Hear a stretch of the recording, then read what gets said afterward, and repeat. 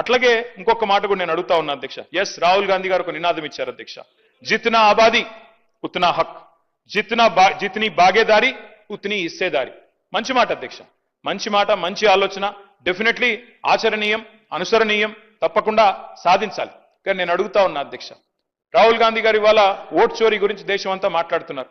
మరి 42% రిజర్వేషన్ విషయంలో ఇక్కడ జరిగిన ప్రయత్నాన్ని ఎందుకు వారు పార్లమెంట్లో లేవనెత్తలేరు? కాంగ్రెస్ పార్టీకి 100 మంది ఎంపీలు ఉన్నారు అక్కడ. మీరు ఎందుకు గట్టిగా పట్టుబడతలేరు? పార్లమెంట్లో 42% మీద అక్కడ కదా జరగాల్సింది చర్చ, అక్కడ కదా జరగాల్సింది రాజ్యాంగ సవరణ. అక్కడ చేయాల్సిన ప్రయత్నం చేయకుండా ఇక్కడ ఎంత చేస్తే కంఠశోష తప్ప ఏమొస్తుంది అధ్యక్ష?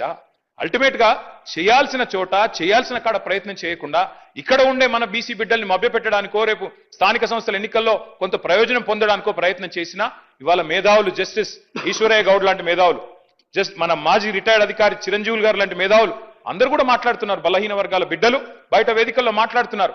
రాజ్యాంగ సవరణ చేయాలని చెప్పి కోరుతా ఉన్నారు.